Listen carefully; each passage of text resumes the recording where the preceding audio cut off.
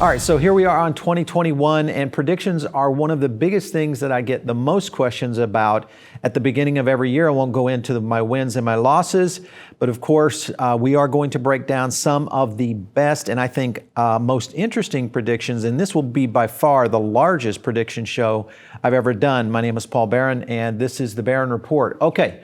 So looking at 2020 and obviously what happened throughout 2020 in terms of devastation to the restaurant industry, one of my predictions in 2019 that I started flowing into was that we were going to have a huge consolidation of the restaurant industry. Now in that period, I wasn't necessarily anticipating that it was going to be related to a pandemic.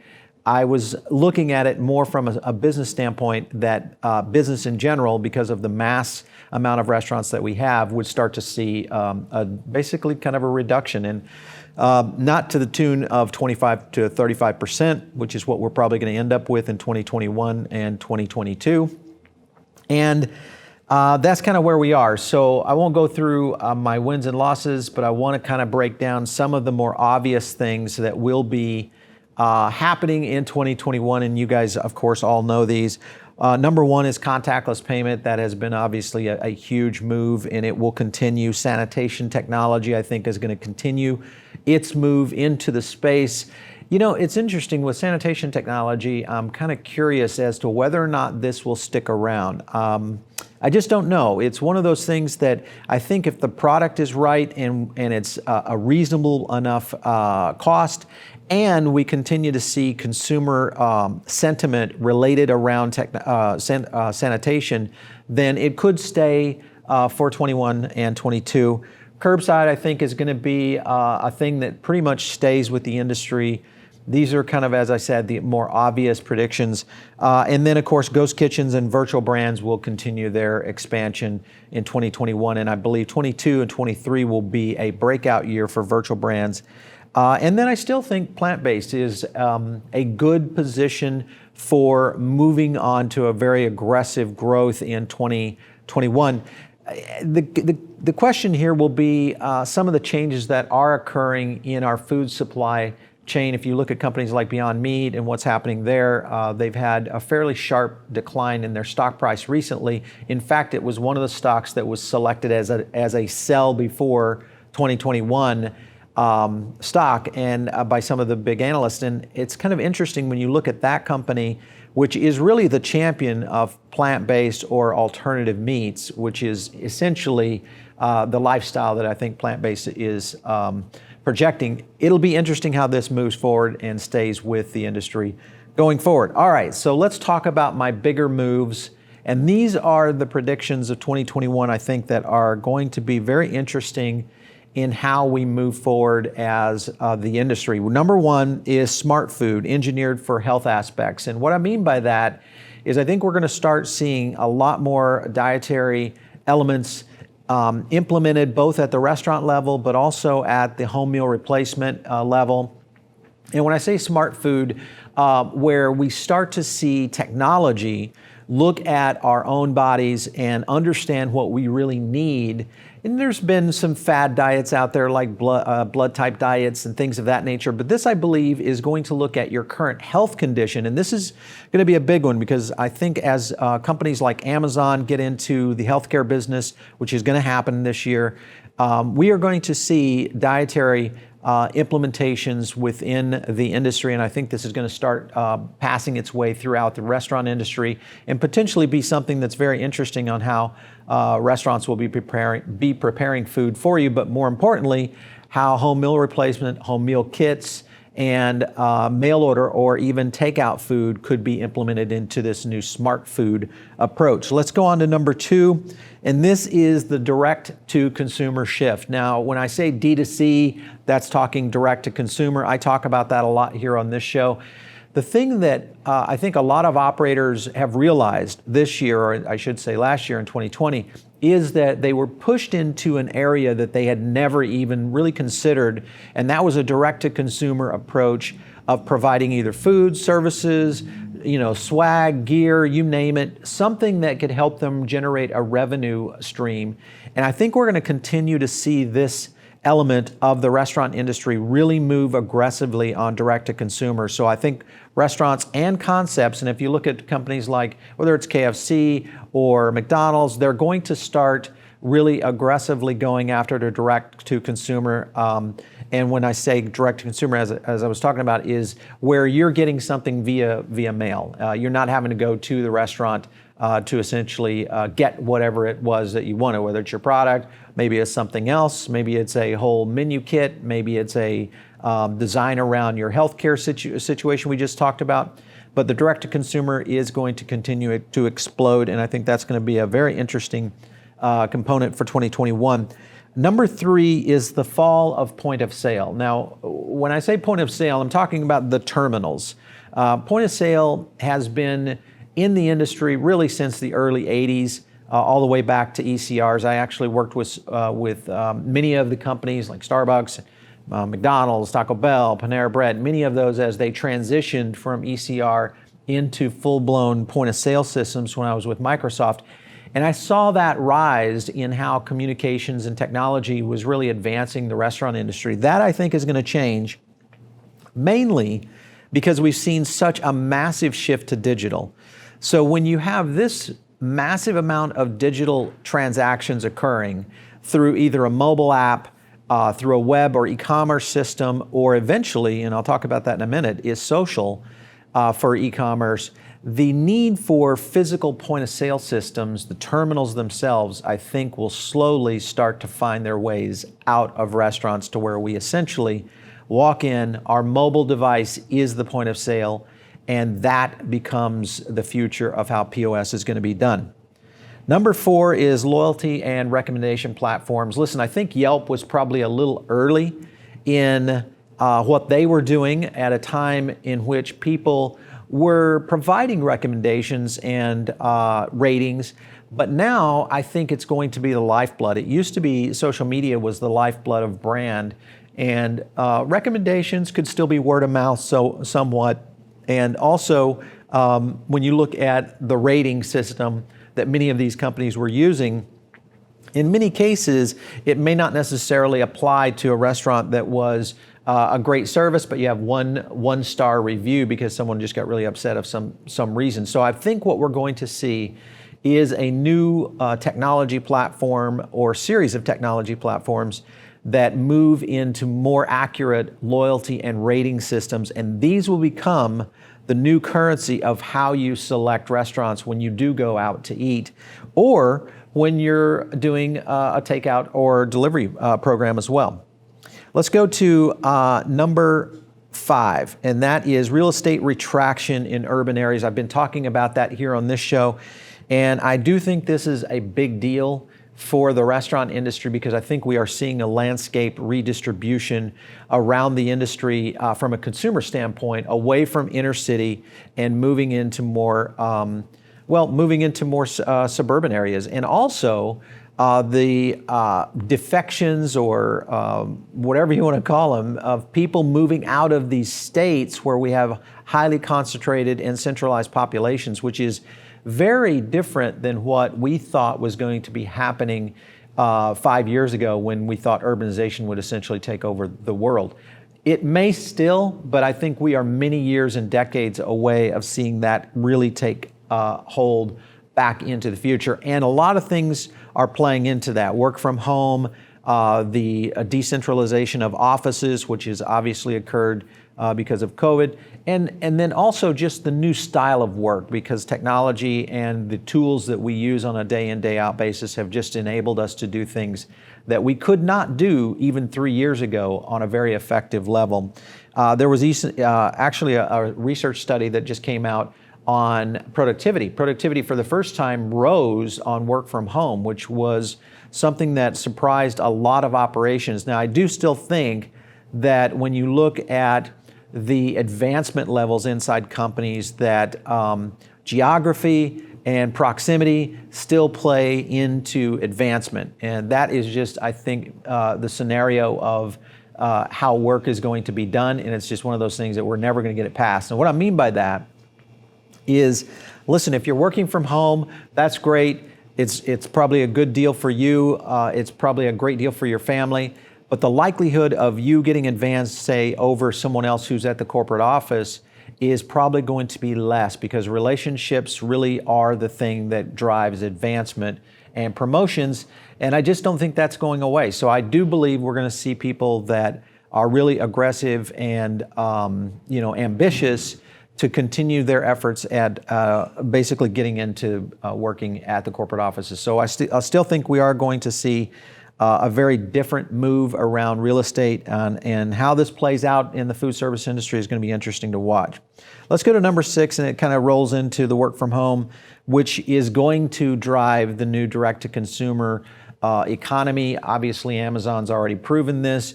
I do believe we'll start to see more products and services that are going to be coming from the food side of the world and moving their way into direct from the work from home crowd, because we have such a large work from home audience. And there's several things that are happening on the work from home front that I think are both good and bad. Let's talk about the good. The good is that we are seeing a dispersion of workforce, which is creating, in a sense, some very clean communities now. We don't have as many commuting processes happening, whether it's through mass transit or through automobile. And we are definitely seeing a lot less air travel and travel overall. And that, of course, is going to be good for the planet. So those are great things that happen from a work from home environment. The bad thing is, I think that females and women in general are probably going to take the worst brunt of this. And that is, unfortunately, kind of the situation. I think we're going to see a lot of women that leave the workforce in lieu of family or in lieu of working from home to opt in to be near family. And that in itself, I think, is going to restrict advancement for women in the workforce. And it's going to be a bad thing that we'll see in the female workforce over the next few years. We'll probably see a huge decline. I think we had finally reached the point of where women were equal in a lot of operations in pay. And I think now we could see a regression in this. And that's unfortunate, but a situation that societal shifts will need to change more dramatically than they have. In other words, Mr. Mom will need to be a reality rather than something that rarely happens in the family unit, and that's going to be a big deal. And it's also going to be a big deal for you as an operator or as a restaurant operator, because you're going to find people that are wanting to spend more time with families, and it's going to be less of a workforce in the female side. So that in itself is going to shift the way you hire. There are so many trickle-down aspects of this. It's mind-boggling. Let's also go into number 7, 20% more failures in independent restaurant operators. This will happen in Q1 and Q2. This is a very sad state that we are about to approach. Obviously, we still have lockdowns in many states across America, and we are seeing continued restaurants that are just falling left and right. Just went out to dinner for the first time in a long time to Fort Lauderdale here in South Florida over the holiday break, just to kind of see what was happening really on the street level. And I was very surprised to see True Luck. And True Luck's is a very high-end restaurant, seafood restaurant, multi-unit concepts. This one concept in particular had closed down. Obviously, there was some heavy competition. Cooper's Hawk had moved nearby. They were going head-to-head with Capitol Grill for quite some time.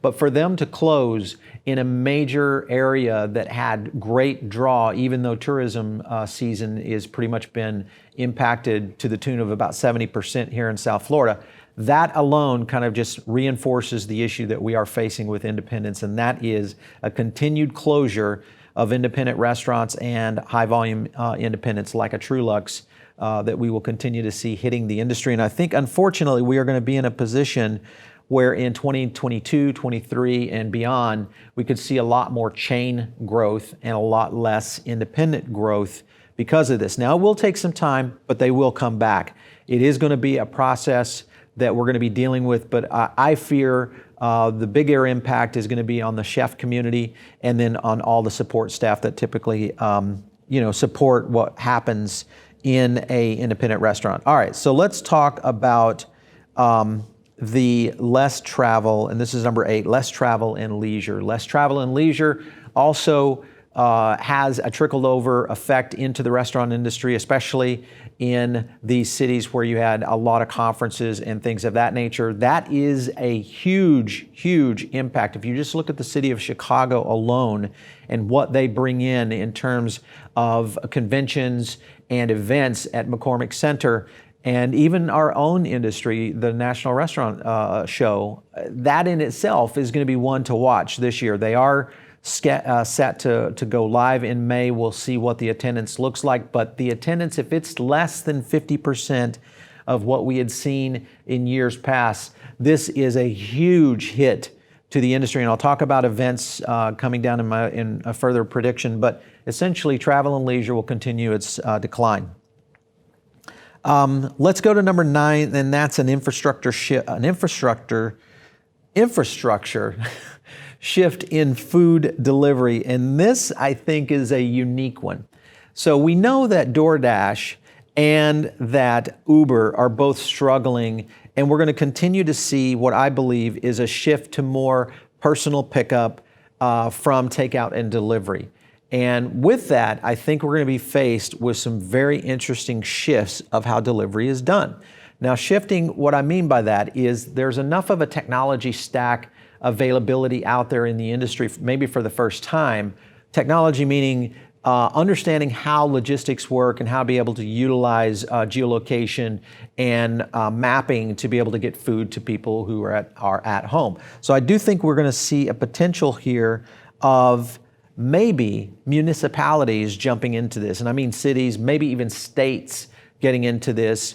And there's one other section that I'll talk about later in my predictions, that this is going to shift the concept of how drivers are actually implemented into delivery systems. And if states or cities get into this through a logistics platform and then make that a service to the local businesses, it completely removes the need for a DoorDash and Uber product unless they become a software as a service to cities and states that implement it through registration and their driver community. All those kind of things could really play into this. So infrastructure shift in food delivery, this one could be a big deal because it could become a revenue center for cities and states. And that's a big deal for cities and states who have lost a lot of tax-based dollars in the food industry, are losing a lot of tax-based dollars with EVs coming up. There's so many factors that are coming in that are reducing tax-based dollars to our cities and states, and of course that's going to require some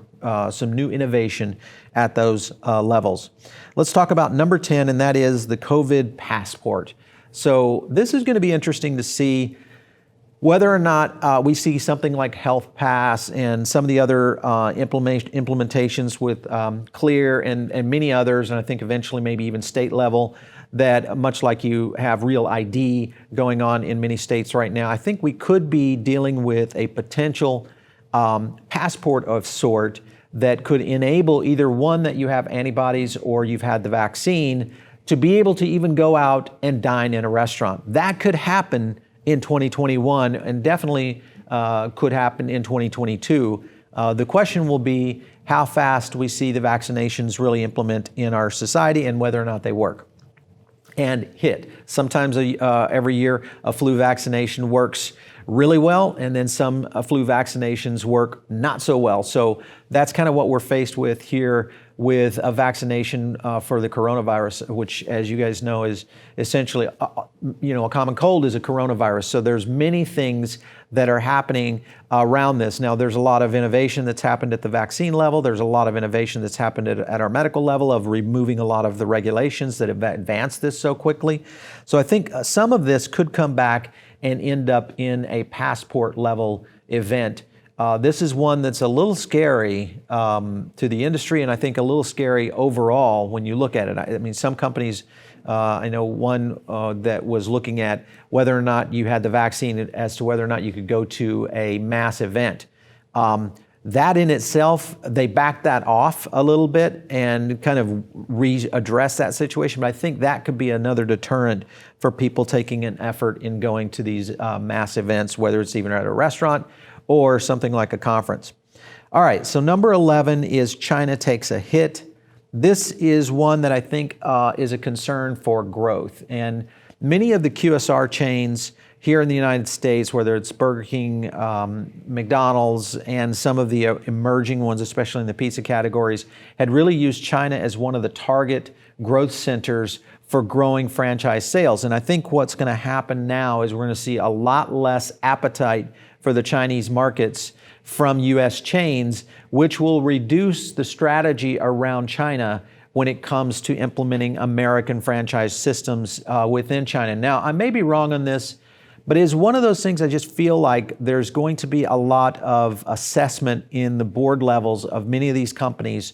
And I think as we continue our conflicts with China in terms of economic and potentially cyber down the road, that in itself could become a deterrent to doing business in China, and we'll see how that's going to kind of flow out. Let's go to number 12, housing crisis affecting consumer spend by Q2. And what I do mean by this is we are going to be dealing with a lot more evictions throughout Q1 and Q2, especially and of course this will depend on how the CARES Act comes out and reduces this. But if it doesn't, and if we don't get those implementations of protecting consumers who can't pay their rent or their mortgage, this could have a very big trickle-down economic effect to restaurant sales, especially in a time when we start to see recovery. Because as you know, Q1 still very cold, very difficult to do outdoor dining. Finally, in Q2, we get to that phase where outdoor dining can return to cities like New York. But if people don't have the money, this could be a big factor in being able to move forward and in basically a restructure or a regrowth of the restaurant industry from a growth standpoint. So housing crisis is going to be a big one. And that's going to open up some opportunities. I think it's going to open up some opportunities in housing acquisition. It's also going to open up some opportunities in the rental market to people who do have or maybe have moved out of cities, and now you have new potential properties that are there for a lot of the migration that's occurring away from the major cities. So lots of happening in there. Number 13 is consumer data, customized experiences. This is going to be different, I think, around and different than my number one, which was more customized dietary. This is a more customized data. So we're collecting a ton of data right now, both on our buying habits, our habits around food, takeout and delivery.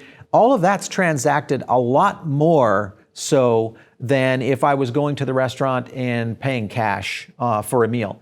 They don't have a record of what I was doing.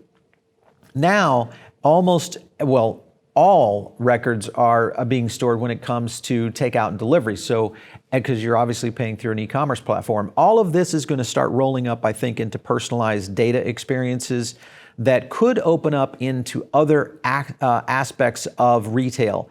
And this could come over from things like Amazon, what you're doing at Target, things at Walmart. All these could be implemented at some point to where that data experience could eventually start affecting the restaurant industry in a way that you or a restaurant chain, the big ones, most likely would be able to acquire data and be able to target you much more efficiently. Where I think the losers are going to be here in that particular case is going to be the smaller chains and independents who will not have access to that. Number 14 is an Etsy for food will appear. Whether that's this year or next year, we are going to have a marketplace for food products that is going to rival, and it might be even Etsy themselves, where they open up to direct-to-consumer on a more level basis for both specialty food manufacturing and also for many of the distribution and manufacturers that I think are going to have to go more direct-to-consumer to be able to stay alive, and then the restaurant concepts themselves who are starting to put together custom packages and programs. All of that I think is going to happen, and it's going to be big.